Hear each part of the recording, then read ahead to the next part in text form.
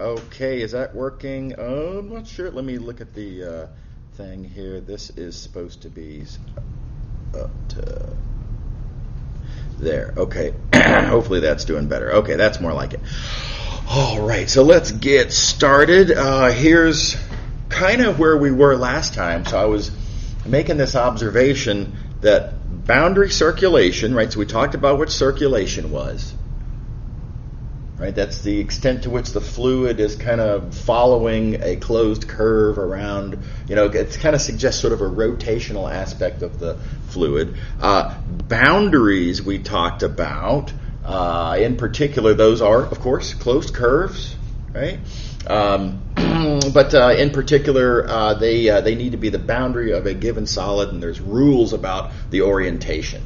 Right, the direction that a boundary goes is prescribed in a particular arbitrary but particular standard way.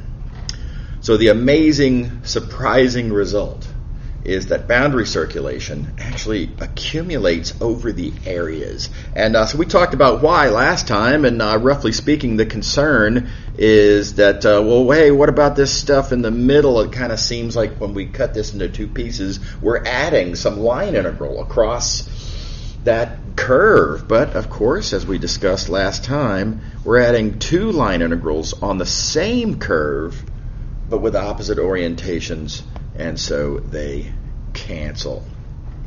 So there's a concern, but that concern disappears. Okay. All right. And so as we discussed last time, in this, sort of broad stroke setup that I claim is going to apply to a bunch of theorems that we're going to talk about over the next,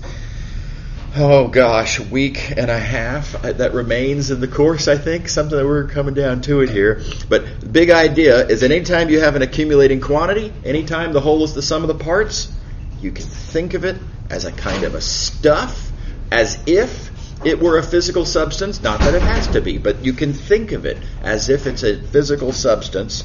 You can talk about the corresponding density, and that density will be the integrand in a resulting theorem for how to compute your accumulating quantity with an integral. Any accumulating quantity. This is the strategy, right? This is the program. And so with that in mind, we did just identify an accumulating quantity. Boundary circulation is an accumulating quantity. And so as such, it has an associated density. It behaves like a physical stuff. It has an associated density. We'll come back and talk about those details in a second. And there's the corresponding integral theorem, namely this thing called circulation, being an accumulating quantity, having as it does this density that allows us to compute bits of it. The color. It allows us to compute bits of it from just taking quantity per unit area times area. We end up with this new theorem. So at a first glance, you might say, well, here's our new theorem. Again, we have a stuff. It's an accumulating stuff. Here's the associated density. This is the kind of just like every other such theorem we've written down, right? So, let me go back here. Just like the theorems we just reminded ourselves of for here's how you compute mass as an integral of mass density. Here's how you compute work as an integral of work density. Weird concept, a little hard to wrap your brain around, but nevertheless, morally the same calculation. And now, likewise, circulation is an integral of circulation density. Same basic structure. So the last little realization to throw in here is that this substance, right, this stuff that we're thinking of it as, is by definition a vector line integral, and so you can then kind of reconceive of this. And here's how most people, I don't know, it depends on how you look at it, but a very common way to look at this theorem is like so. This is what we call Green's theorem, and the vector line integral on the left, to be clear, the boundary circulation vector line integral on the left can be computed as on the right, with a double integral over the interior of this thing called circulation density. Okay, now let's get back to the discussion of density that I kind of rolled over a little quickly there. What is this density? What is circulation density? And there's various different names and formulas and notations that you could attribute to this. The formula, right here. There it is. Good formula to remember, dq dx minus dp dy. This, by the way, is on the assumption that we're talking about, again, keep in mind, all of this is a two-dimensional vector field. So the p and the q there are the things you're taking these partials of. Right? So that's the formula. I like to call it circulation density because it's so descriptive. It really tells you, what is the purpose of this thing. Why do we care about that formula? It's because it's circulation density. That's really the point.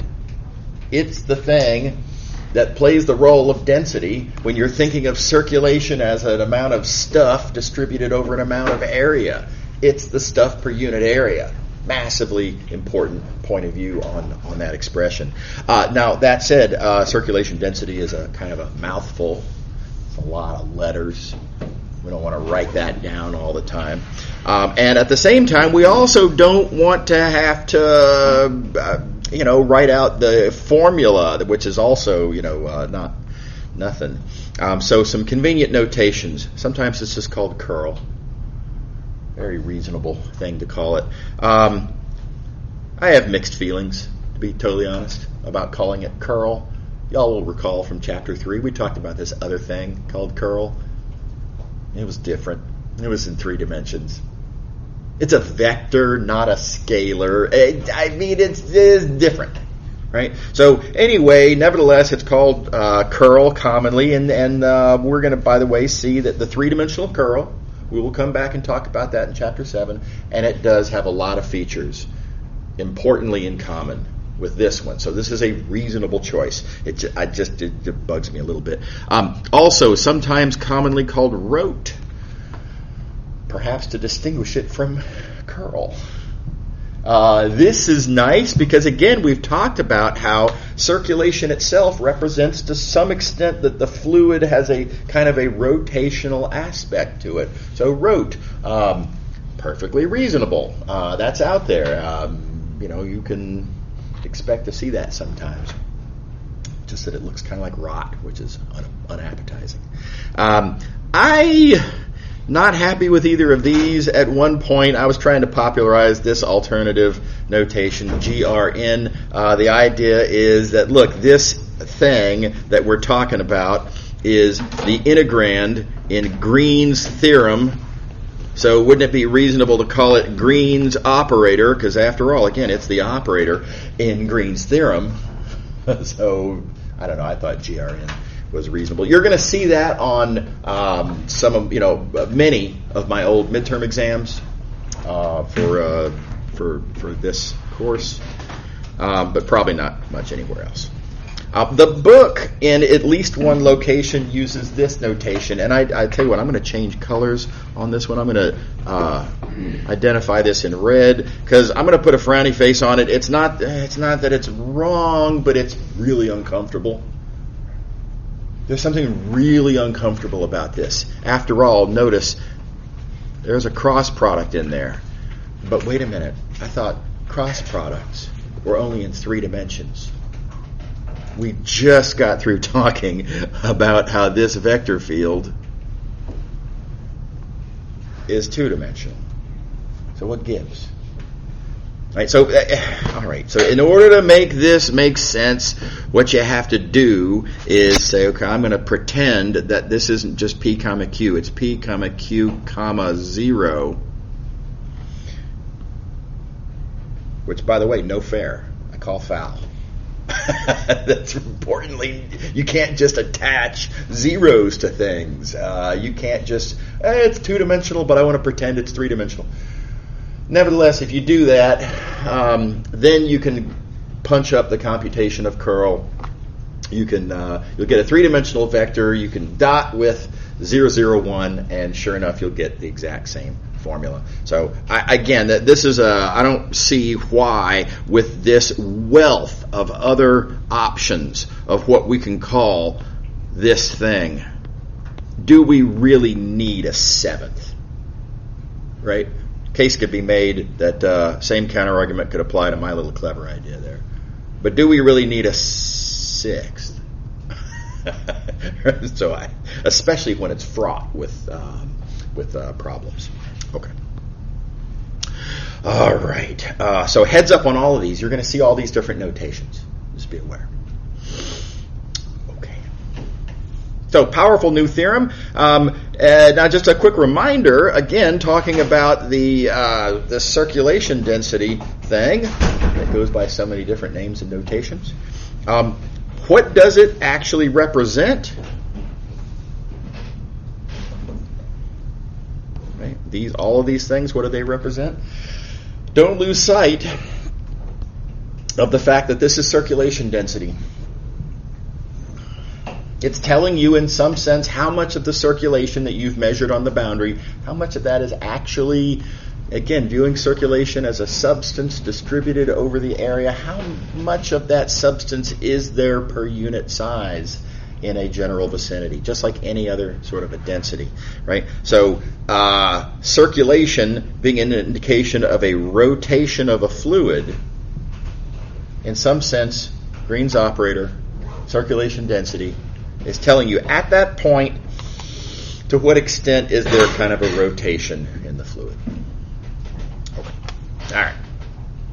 So let's do one. Let's get our hands dirty. Here we go. Let's see. Oh, and I can... Well, this is fine. I'll zoom in a little more, though. There we go. Okay, so here's the example. We're going to look at the clockwise oriented unit circle. We want to compute the vector line integral on that of this vector field.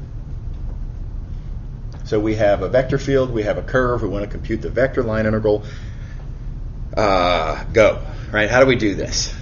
Now, your very first instinct might be, oh, hey, vector line integral. Well, this curve, I know how to parameterize that curve. I could write down an easy parameterization. It's just sines and cosines and plus a minus that you got to stick in there to make it go clockwise instead of counterclockwise. So why not that? And you could, but it's not going to be pretty. Because if you think about it, that would make x and y sines and cosines. So do you really want to have all of these be sines and cosines? I am particularly creeped out at the prospect of dealing with tangent of probably sine of t. That's weird. Oh gosh, do I really want to do an integral that has that in it? Right? It seems unappealing. So again, it's on the table, but it's not looking nice. So here's the better idea. Let's ask the question, can we use our brand new shiny theorem here? We have, after all, this brand new shiny theorem that says, hey, if you have a vector line integral,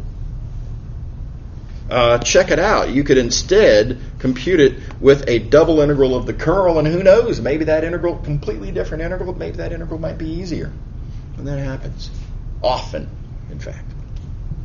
So let's entertain this prospect. Now, there is a catch that we have to worry about. This is an important catch. This is something that students mess up, right? There's an easy little landmine to step on. So please heads up on the following. Very importantly, the thing that makes this theorem work, right? You trace it back through, what exactly, how did this all come together? It came together because boundary circulation accumulates, and in particular, there's that word boundary, and now notice we have a fussier notion of boundaries. Boundaries now need to be oriented in this very particular way. So if you have a curve, and it's not oriented exactly per these specifications, well, then this is swing and a miss. Our theorem specifically is about, in the fussy sense, boundaries. And so this being limited to boundaries, we have to ask, is our curve a boundary? Okay, well now let's see here. Clockwise oriented unit circle.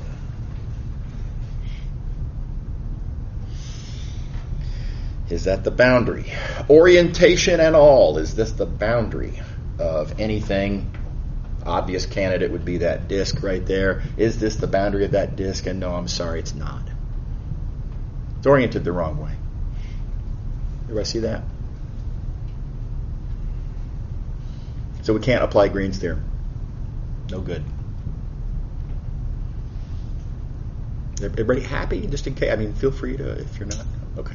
So this is not going to do it. Here's the cute little workaround. It's an easy little workaround. Not hard to persuade yourself that the curve that I'm interested in and its opposite,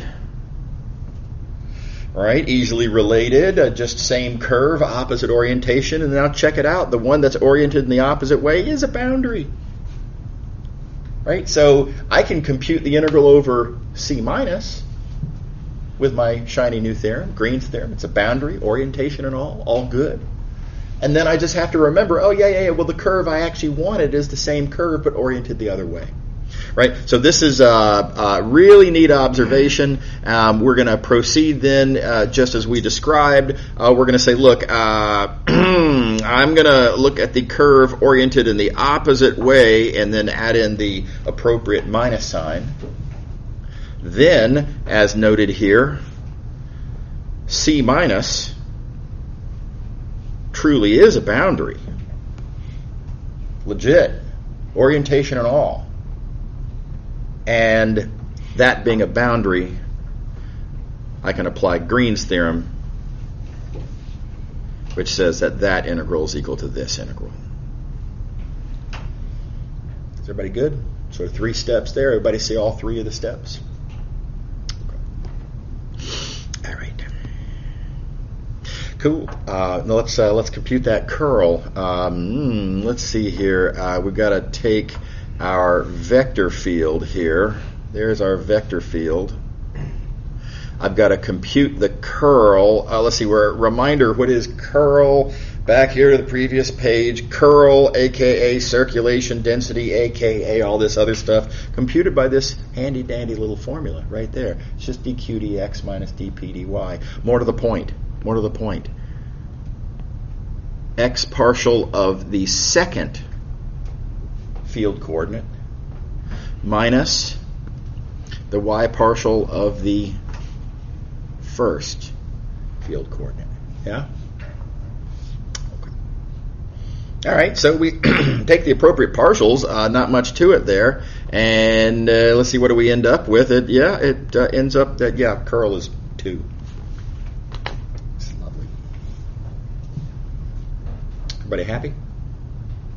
Okay, now, did this theorem work? And I emphasize what Green's theorem does. Green's theorem is not a magic wand that solves problems. What it does is it turns one integral that you might be interested in into another integral that may or may not be more convenient, right? It's not guarantee that it's going to work. I think a pretty decent analogy, thinking back to single variable calculus, y'all remember like integration by parts, right? You do integration by parts, it turns an integral into another integral. I don't know, hope it's better. We've all had the experience of trying an integration by parts and it makes it worse. Right? So likewise here, no guarantees. So let's ask open-mindedly, which do I fear worse? Would I rather plug and chug this thing, scary vector field and all, or would I rather plug and chug this thing where the integrand is a constant like that, right? And the domain, let's see here, the domain here, of course, is this disk, which is garden variety. I like that. And, of course, that's a super easy integral. Green's theorem has been a massive success here. Much easier to compute the double integral than the line integral. Happy? Okay. Okay, so there you go. All right, let's see here. Let's do another example. Here we go. We have another line integral to compute. This time the curve is made up of various line segments. There's that, followed by that, followed by that, followed by that. And now, of course, I can totally plug and chug this. It's just that the plug and chug would require me looking at each of those segments separately, because each will have a different parameterized formula. That's 4 integrals. I guess I could do that, but that seems like a long way to go. So let's call that plan B. Right? Let's look for a more clever way to do this. And here's the neat observation. I've got my picture here. You see my picture. I can reconceive of this curve, orientations and all, as being the sum of those 3 curves, which is straight up, no asterisk, orientation and all, the boundary of that left solid triangle. Right? And these 3 segments together, which now, they're not the boundary of D2, but it's close. It's the boundary, except for the fact that it's oriented exactly the wrong way. Right? So I'm going to say like this. It's the negatively oriented, the oppositely oriented boundary of D2. Everybody happy with that? So, okay, well, this is actually a really valuable observation. And as such, I can rewrite my integral. Again, we were supposed to do it over a curve. That curve can be thought of as a sum of 2 boundaries, one of them with a negative orientation issue that we got to remember. And so here you go. Rewriting it as 2 boundaries. And then let's see here, of course, don't forget that this orientation will affect a minus sign right there. Is that cool?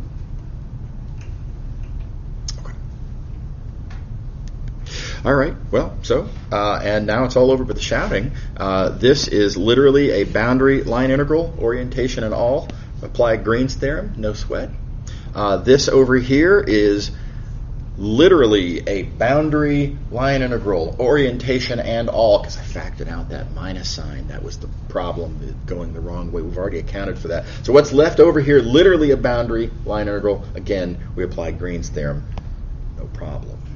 And these integrals, again, there's always the worry, did I actually help or did I make it worse? And you look back at the integrand that we're dealing with here, this vector field, and you take the P and the Q and you plug into the formula for circulation density, aka curl, aka Green's operator, aka all that other stuff, and very easily computed as just 9. And now we've really helped a lot, because now, check it out, all I have to do is, for example, looking at this integral right here, well, I'm doing an integral of a constant over an area, and so I get constant times area. And that area is easy to compute. And then what do I got over here? Well, again, it's an integral of a constant over an area, and so it's constant times area. In fact, you don't even have to compute these areas, because even without computing those areas, it's pretty immediate from the picture that those 2 areas are equal to each other. And so, boop, 0, done. Didn't have to get our hands dirty, particularly. We just sort of stand back and play fancy games with orientations and big theorems, and accidentally noticed the answer is 0. Does that make sense? Okay. Certainly didn't have to parameterize and integrate 4 separate curves. Okay, now here's a nice little application. Yeah, this is cute and clever. Comes up sometimes. I'm going to start by noticing that what I have here is just Green's theorem. There it is. It's Green's theorem as applied to this particular vector field, 0, x. Why we care about this vector field, 0, x, I'll reveal momentarily. But nevertheless, all I've done here is written down Green's theorem, boundary line integral on the left, double integral of curl on the right. Okay, now let's just compute out what is the curl of that vector field, and it's pretty easy to punch that up. It's pretty clearly 1. Oh, which makes this integral pretty easy to notice. Well, that's just literally the area of my domain. Right, so what we've noticed here, and this is a little strange, I suppose, but if you want to compute the area of something, you can instead of doing whatever geometry is necessary to compute that area, you can just compute a line integral around the boundary of that special vector field, 0, x, and it just works. It's pretty great. Is everybody on board so far? Okay. Now, just as a quickie notational observation, you'll notice that I've rewritten it here in coordinate line integral notation. Right? Remember, 0x dot the dx vector, that's really 0 dx plus x dy, otherwise known as just x dy. Now, again, I've kind of pointed out that in vast majority of cases, we don't really particularly like this notation. It tends to be bulky and clunky and counterintuitive and etc. But I think I have to confess, certainly in this case, yeah, I think I got to give the win to that one as being more convenient to write down. So don't get weirded out by that. It's just notation. It's just an alternative notation for what is, in fact, a vector line integral like so. Okay. All right. So areas are computed by that little coordinate line integral, aka vector line integral. Okay. Now, tangential point. Right. So set aside what we have above. Here's a cute little fact. When you are talking about a straight line segment, right, from some starting point to some ending point, straight line, it turns out that on those special curves, straight line segments, these special coordinate line integrals can be computed with a very convenient little formula. This is something everybody should check for themselves. It's not hard to do. Take the time as appropriate, but you can just take this curve, you can parameterize it, take that parameterization, plug it right into here, compute pluggy-chuggy directly from the definitions, and turns out you'll get exactly this expression right there. And when you once you've gotten this expression, then it's easy to note, well, that's just literally the average value of x on that line segment, and this right here is literally how much did y change in moving over that line segment, right? So very much more conveniently written as x bar delta y. So why is this useful? These two facts together, you can combine into this observation down here, which is that if you have a polygon to deal with, right, some particularly creepy looking polygon like that, you want to compute the area of that polygon. The angles are mostly not right angles. Everything's sort of all askew and weird and jagged. Right? That's not a friendly. That looks like an unhappy geometry problem, doesn't it? You can break that up into a bunch of little triangles, like 7 or 8 of them, if I remember. I don't remember exactly, but you can chop this up into a bunch of triangles. But they're not right triangles. How do you compute the area of a triangle if it's not the right triangle? Yes, there is this old, increasingly obscure formula called the Heron's formula for that, and you can do that. But oh my gosh, the amount of work that it takes to go into that is a tremendous amount of effort. Square roots all over the place, for example. No good. Okay. So let's use the observation here. We just need to compute that line integral. That line integral is a sum of a bunch of line integrals over individual segments, like so. For example, I mean, there's a bunch of them, right? You got to go all the way around. That's true. But that whole boundary is literally just a bunch of line segments, and on each line segment we have this really convenient formula for how to compute the line integral on the line segment. On each line segment, I just need to know x bar delta y, and I missed the thing there. And try it again. There we go. X bar delta y. Just simple arithmetic. 3-function arithmetic. I don't even have to divide. It's just subtractions and multiplications. Nothing to it. Right? So, for example, let's do one just to see it happen. On that line segment right there, right? Line segment number 1. Well, let's see here. Let me zoom in a little better so we can see better. There we go. Let's see, x bar. What's the average value of x? What's the average value of x there? Well, x starts at 1, x ends at 12. The average of 1 and 12 is 13 halves. Nothing to it. No square roots. Right? Easy. Okay, delta y. How much did y change on this interval? Okay, well, y started at 1. Y then ended at 6. How much did y change? 5.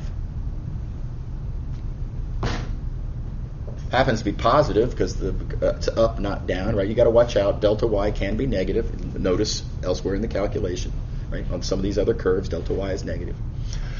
And so, yeah, nothing to it. You want to compute that term in this summation? Well, we do so with this product, which again, super easy. You just go around the whole curve, and okay, so there's 9 separate segments on which you have to do this, but each one of those calculations is nothing to it. So way easier than breaking this up into little triangles or whatever your strategy might be. I don't think it's going to beat this. Everybody happy? Neat trick. All right. Okay, let's talk about flux. We have talked about flux in the past. Chapter 3, we talked specifically, though, about a 3-dimensional context of we have a 3-dimensional fluid like air or water, and then we have a surface that 3-dimensional fluid can flow through. And flux says how much fluid per unit time. Not the velocity, not distance per unit time, but what's the volume per unit time of fluid flowing through that surface, right? And so, okay, here we're going to create basically the same idea, just now it's sort of 2-dimensional. Now suppose we have a 2-dimensional fluid flowing like so, and if I have some length like this.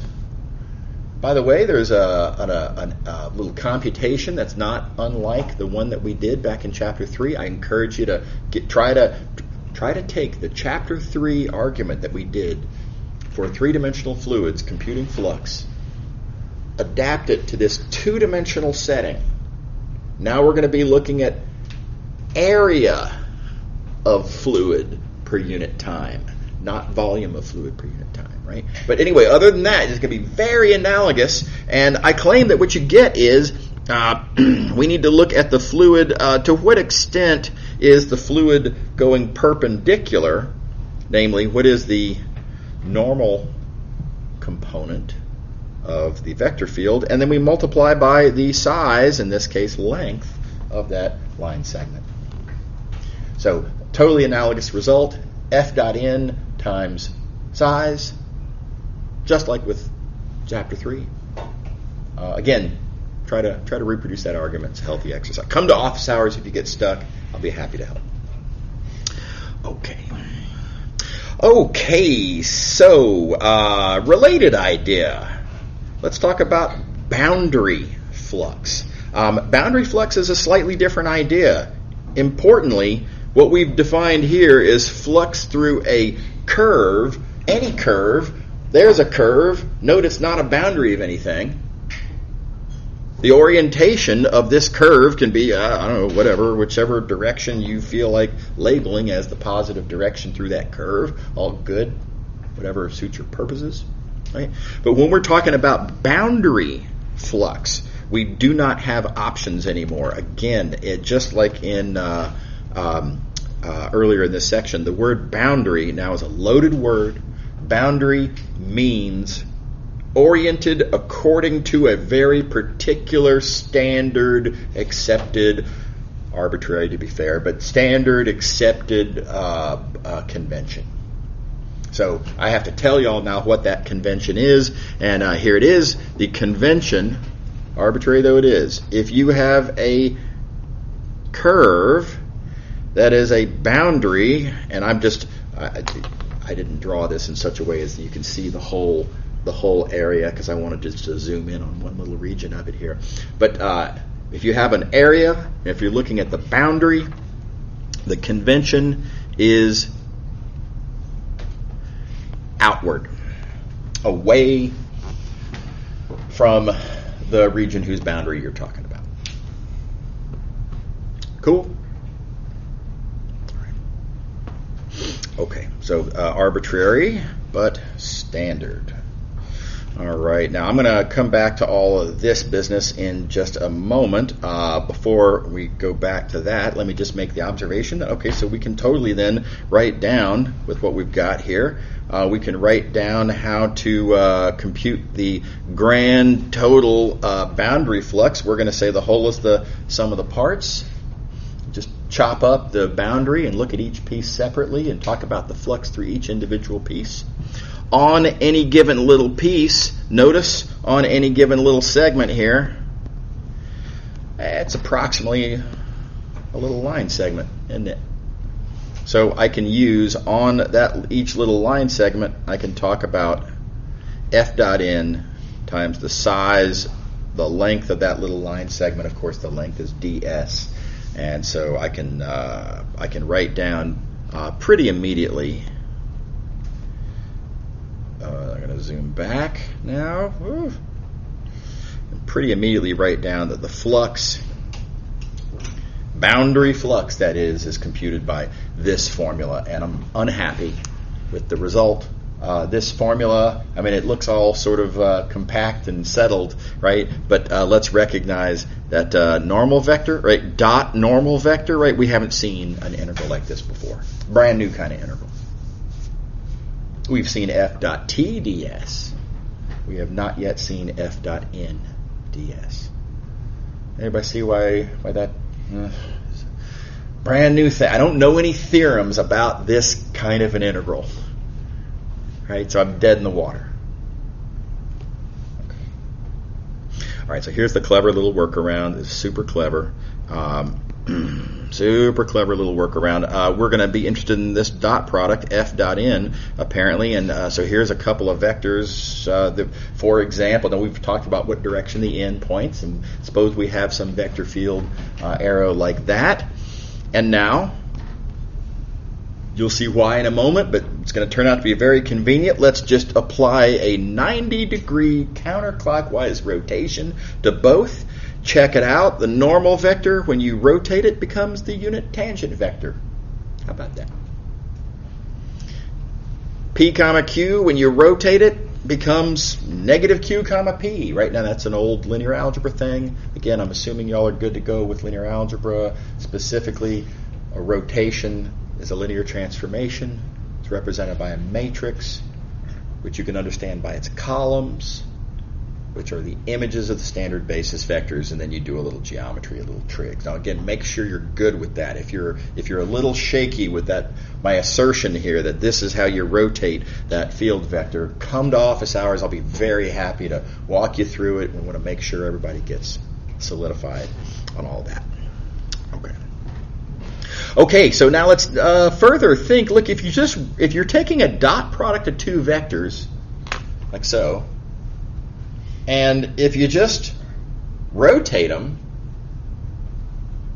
well, the magnitudes don't change. The angle between them doesn't change. Therefore, the dot product doesn't change. And therefore, this dot product that I was interested in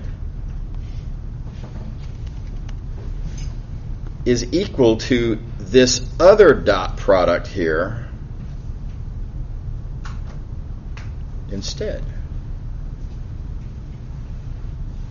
You buy it?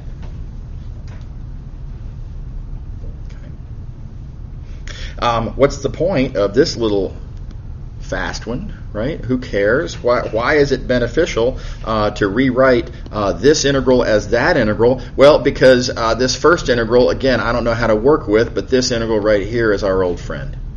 Right? We totally know how to compute this. This is just an alternative notation for integral.dx.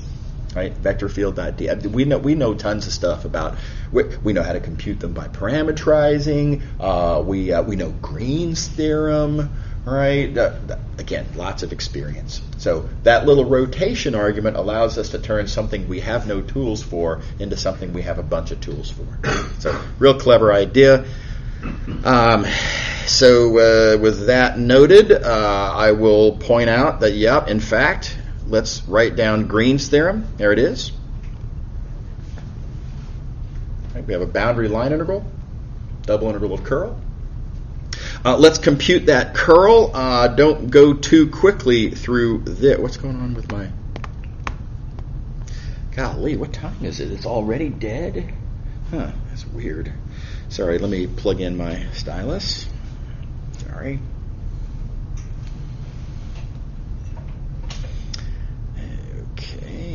Plugged in. Backup stylus. There we go. Don't be too careless with how you compute this curl. We have to remember, I'm not computing the curl of f. I'm computing the curl of the rotated field, f perp. And remember the formula for curl. And again, it's tempting to memorize a formula in terms of letters, P and Q and stuff like that, and X and Y. But you got to keep track of, wait a minute, what are the actual components of the actual field that I'm applying this to, right? So it is true that curl is the X partial of something minus the y partial of something. And it's tempting to say it's dq dx minus dp dy, but no. It's the x partial of the second coordinate, which in this case you see is actually p. X partial of the second coordinate minus the y partial of the first coordinate, which in this case we're looking at f perp, that's minus q. Everybody see what I did there? Okay, so that noted,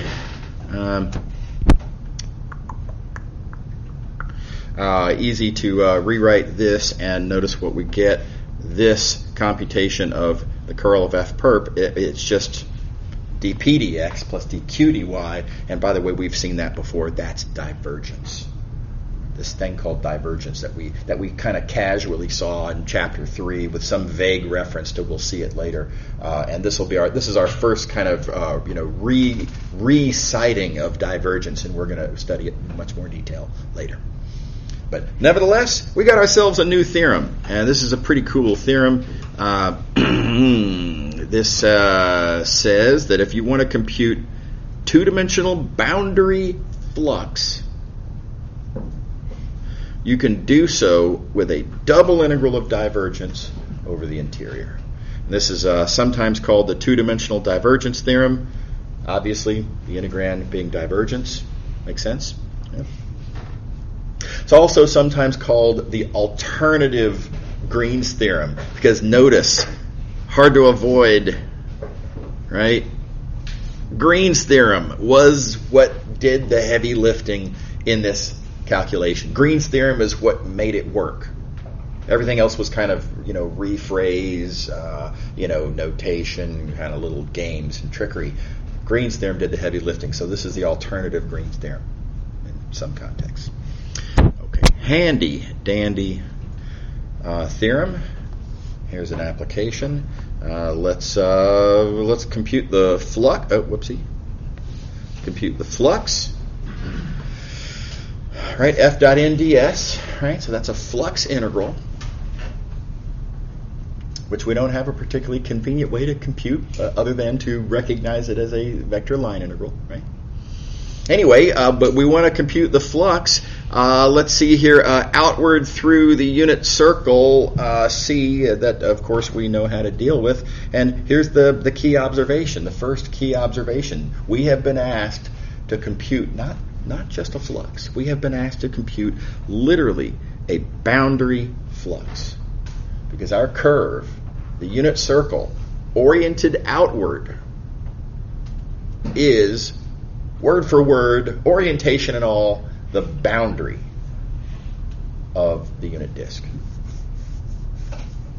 Is that cool? So yeah, lucky break.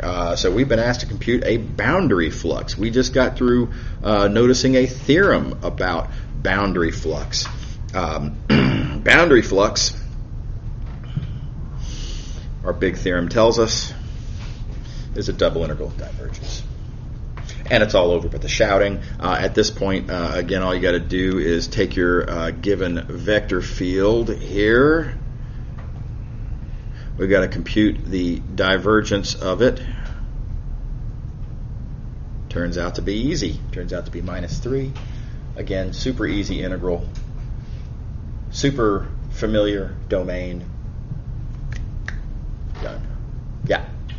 I noticed that like most examples, it usually simplifies like the easy constant. Is that guaranteed, or is that just Oh no, certainly not. No. So yeah, that's no. I'm picking carefully examples that emphasize how awesome it is. Think of me as a salesperson here. I'm trying to make a sale, right? I want you all to like Green's theorem. So yeah, you're right. You got me dead to rights. So I'm picking out convenient examples where the curl happens to be a constant. It will not always be. In fact, it will, in some sense, usually not be.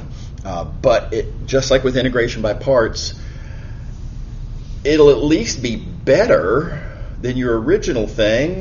Coin flip half the time. You know, it seems it's good odds, right? Yeah. Okay. All right. Okay. Moving along. Here's a different point of view on that theorem that I just gave y'all, right? And key observation: we have another accumulating quantity. Didn't really notice. We talked about boundary flux. Wrote down a formula for how to compute it, how to sort of chop up that boundary into little pieces, and add up over the whole boundary. What we're going to notice now is that boundary flux accumulates over areas. Also, in the usual sense, in the sense that this thing, whatever, this quantity called boundary flux, if you write it down for the whole region, oriented outward as per the rule. All right, there's the boundary flux for the whole. Now let's look at the parts, right? Let's start by looking at the left chunk. What is the boundary flux? Excuse me. For this left chunk, well, we're going to have that edge, and we're going to have that edge. The orientations per the usual convention. Sorry. I was thinking oriented outward. Sorry, had my wires crossed. Oriented outward. Okay, so outward from D1 is like that. Now let's look at D2. D2 like this. Well, there's that part of the boundary. There's that part of the boundary. Outward from D2 on all of these pieces of boundary, like so. Obviously, we have match up in most of these places, right? Here's what didn't match up. We seem to have problem, right? This is what's between us and being able to say the whole is the sum of the parts. And again, notice these are integrals on the same curve. Two different integrals on the same curve, opposite orientations. and they cancel. How about that? Everybody on board? So one of the things I think is really cool about this is that even though boundary flux and boundary circulation are completely different geometrically, the fact that they are accumulating quantities, there's a lot of similarities there, aren't they? They both have this feature that when you chop up the interior, you get a new edge. In both cases, that new edge is going to be part of an integral from sort of both sides, but with opposite orientations, and so they cancel. It's really very similar. Here we're just seeing two different directions, opposite orientations along a curve. Here we're seeing opposite orientations through a curve. Strategically, structurally, it's pretty similar, right? So, again, another huge opportunity to use this argument here. Let's not forget that anytime you have an accumulating quantity, let me get back to the thing. Anytime you have an accumulating quantity, the whole is the sum of the parts. You can think of it as a kind of a substance, like a stuff that's distributed over the interior, for which you can write an associated density, with which you could write down a corresponding integral theorem. And if you just go through and make that argument, in this case of boundary flux, you will get the exact same theorem. And so very strong motivation, I think, that in the same way that the integral, let me say that differently, the integrand in the integral that lets you compute mass is called mass density. Right? We've already emphasized how the integrand in the integral that computes circulation naturally is called circulation density. Well, check it out. Divergence. It's the integrand in an integral that computes flux. So how about, wouldn't it be reasonable, we call it flux density? Everybody see the pattern? By the way, this is a very common terminology. You're going to see this all over the place.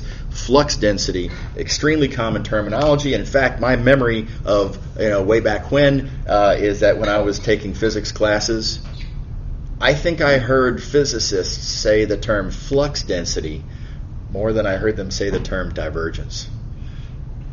Right? It's very, very common terminology because it's so natural. Right? It really is. That's what it is. That's the reason we care about divergence, is because it plays the role of the density in our attempt to accumulate this accumulating quantity called flux. So anyway, I think that's really natural and really nice. Oddly, and I don't really understand why this is, but oddly, the term circulation density I didn't hear anywhere near as much. I don't know why. It makes just as much sense. It's just as meaningful. It's just as it's just as natural.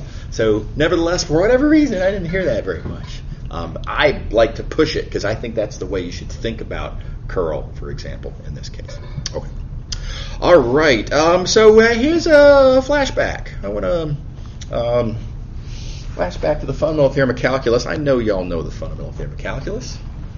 I'm not going to teach you the fundamental theorem of calculus that you already know. What I'm going to do, it's a little weird, I'm going to take a particular point of view on the fundamental theorem of calculus. And I've done this kind of thing before, right? Remember, I took a particular point of view, very specific point of view on what is a derivative, and with that specific point of view, we could say, okay, how would you make sense out of that in a multivariable setting? And a bunch of ideas come out. And, okay, we're going to take a particular point of view on the chain rule, for example. Seemed like a kind of a weird point of view, but from exactly that specific point of view, it extends naturally to a multivariable setting. So same deal here. The purpose of what I'm about to show you is not to tell you about a theorem, because I know y'all know this theorem, but what's critical here is the point of view. And here it is. Let's think of this accumulating quantity called change. And I make the assertion that's an accumulating quantity. If you have some interval, for example, some interval like from A to B, right? If you want to compute how much some function changes, the amount of change across the entire interval, I hope this doesn't come as a questionable suggestion, but if you just keep track of how much did the function change over one part of the interval, and then how much did the function change over the rest of the interval, the total change is literally the sum of those two individual changes. Does that make sense? If between ages 5 and 10, if I grew, I have no idea. Let's say 10 inches, I don't know, right? But if I grew 10 inches between ages 5 and 10, and then if I grew another 12 inches between ages 10 and 15,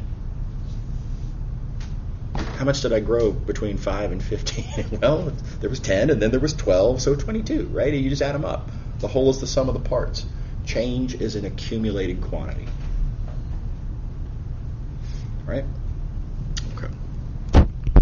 So don't think of, for the moment anyway, what we're doing here, let's not think of the fundamental theorem of calculus as a tool for computing integrals. Let's think of it as a tool for rewriting this accumulating quantity called change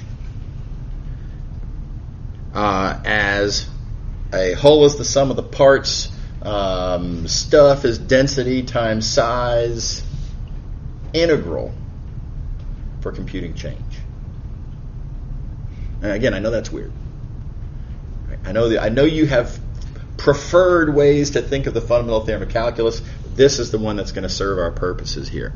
Okay, so now the weird thing, one of the weird things in what I just said is that the derivative here, apparently, it would seem I'm suggesting that is a density.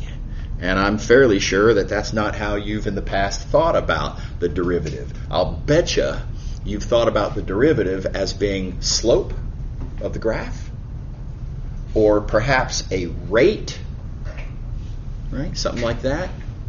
Rates and slopes are the most common way to think about derivatives. So I'm going to push this different point of view here. I want to encourage you now to also think of the derivative as a density. As follows, now here's the picture. We know that the derivative is the rise over the run. Okay, well, so the rise, let's look at a little, let me draw a little triangle here. Oh gosh, I'm in the wrong mode. Here we go. Here's one of my little corresponding triangles. All right, so rise over the run. So the rise is that right there. The run is this right here. And okay, all right, so rise over the run, sure, fine.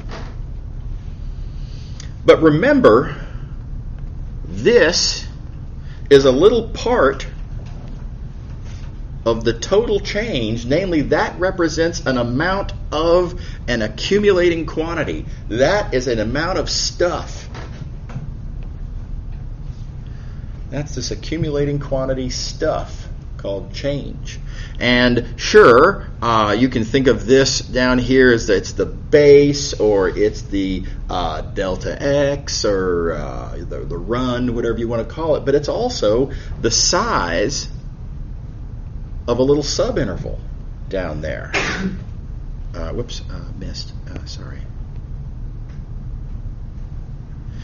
So if we were to want to, which I claim we do, you could think of this as stuff per unit size.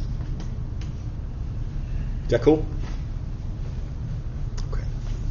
So It's going to be very valuable to think of this in this way because it's going to allow us to use what we're comfortable with the fundamental theorem of calculus. And again, y'all are all experts in the fundamental theorem of calculus, I know, right? But all of that expertise, all of that comfort that you have with the fundamental theorem and how to interpret the integrand, namely how to interpret the derivative, we are in the process of setting up an analogy by which you can use that comfort to help you get more comfortable with Green's theorem. Because the densities play analogous roles. Okay, so for example, let's talk about where the change is happening, right? We've got this idea called change. The grand total of the function changed by that amount. How did I compute that amount? Well, I look at f of b and I look at f of a, right? And I measure then, if I want to measure how much change happens, that's how you do it, right? You look at those endpoints, a and b, you compute. You don't look in the interior. Why would you look in the interior? Right? We want to compute the total change. You look at the starting value, you look at the ending value, you subtract, of course. Now, different question, is that where the change happened? Oh no, don't be silly. Right? You can see, look, there's the graph of the function right there. You can see the function changing. The function didn't change at the endpoints. The function changed at, well, these points right here, where you can literally see the change happening.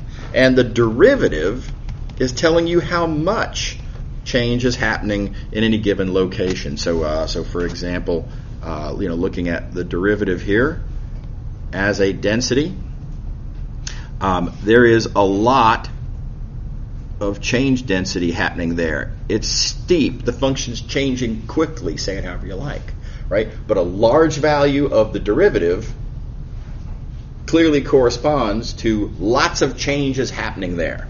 Versus, if you look over to here, right, in this general vicinity down there, there's no change happening over there. Don't be silly. Look at it. It's flat right there. There's no change happening over there. And the derivative indicates that as well, right? The derivative would be 0 over there. Okay. Is that cool? Right. Just to emphasize this is just belaboring a pretty clear point. This function changes by a total of 9 as you move from 0 to 3. Well, of course it does. Easy arithmetic from 0 to 9. There's nothing to it. Right? There's the change. But okay, where did that change happen? Well, it happened across the interior, more in some places, less in other places. Okay, if I wanted to compare this point, x equals 1, and this point, x equals 2, at which of these points is there more change happening? Is there more change happening at 1, or is there more change happening at 2? Well, how much change is happening is indicated by change density, which is the derivative, which is easy to compute, into which you can plug our two candidate points. And it's pretty easy to see that, well, there seems to be more change density, right? That's more change density is happening at 2. And this tracks with our obvious geometric intuition. You can see it's steeper there. It's obviously there's more change happening there at 2. Is that cool? Everybody with me? Okay, so again, the two big takeaways I want to focus on. One is the integrand, aka the density, is telling you where specifically in the interior the accumulating quantity is happening. And furthermore, right, it's telling you by how much. Right? And the other point of view that I think is really valuable is this is a really nice way to visualize that even though we have this accumulating quantity that's measured on the boundary, right? We measure change as f of b minus f of a. The computation happens on the boundary, but it's not where it happens. Of course it happens in the interior. We compute on the boundary, the action is happening in the interior. And this picture, I think, illustrates that very nicely. So what we're going to do is we're going to take those takeaways and we're going to try to apply this now to curl and circulation. So looking at this hole, we can talk about the circulation on this. We've got this this rectangular shape here, and let's talk about the boundary circulation around that rectangular shape. Well, we compute like so, right? That's how you measure the circulation, just like this is how you measure change. Just because you measured change on the boundary doesn't mean that's where the change is actually happening. And likewise, just because you measure circulation on the boundary doesn't mean that that's where the circulation is happening. I propose the circulation is happening here. And just as for intuitive satisfaction, let's kind of think that through. And I'm going to resort to this old point of view. What am I doing? There we go. I'm going to resort to this old point of view. Oh, now this thing is unhappy. Okay, maybe this is charged up again. Oh, good. Okay. How do we get our hands on circulation? How do we get our hands on the idea of how to compute that? What does that look like physically? And recall long ago we talked about how circulation is measuring how much the fluid has kind of a rotational aspect to it, and curl is just the density of that. So curl is telling you to what extent in a general vicinity is the fluid at that point. Is there sort of a rotation of the fluid happening there? And I propose that you can almost kind of see the rotation in the fluid happening there, because this leaf is being pushed quite a bit harder on that side and significantly less on that side. And I don't know if y'all have ever done this to a shopping cart at the grocery store, but if you, let's assume it's a good, one of the good ones where it actually goes straight. It doesn't, sometimes they just want to veer over it. So none of that. Nice, well-maintained, freshly greased wheels, right? Shopping cart. If you grab it only on the right-hand side and push only from the right, it's going to go to the left. Same thing would happen here. I claim that little green spot, were that a leaf that fell into a river, and if the flow of the river were like this, that leaf is going to rotate as it flows downstream. Everybody buy it? So that's where Green's operator is large. So Green's operator is, let me do it like this. Green's operator would be positive in there. Green's operator would be 0 over there, 0 over here. Clearly no rotate. The vector field's constant over there. Nothing's rotating. So the gray area is where the circulation is actually happening. You measure it on the boundary. It's actually happening where curl says it is. Okay. Likewise with flux and divergence. So sure, you measure divergence on the boundary oriented outward. That's how you measure flux. That doesn't mean that's where it's happening. That's just how you measure it. Where is it happening? Well, it's happening where divergence says it's happening. And divergence, if you were to measure divergence, you would find that divergence would be positive in there. That, therefore, is where the is where the flux that you're measuring on the boundary, that's where that flux is actually happening. Okay. And so you can throw some numbers at it. And this example is just, again, just kind of just like the previous example with derivative and change. We've got a vector field here. We've got a rectangle The rectangle has a boundary. We can talk about the circulation around the boundary. We can talk about the flux through the boundary. Those are going to give you certain amounts. And but I'm interested in these 2 points. I'm interested in 3, 3 and 2, 4. And the fluid, of course, is doing very different things at these 2 different points. First question,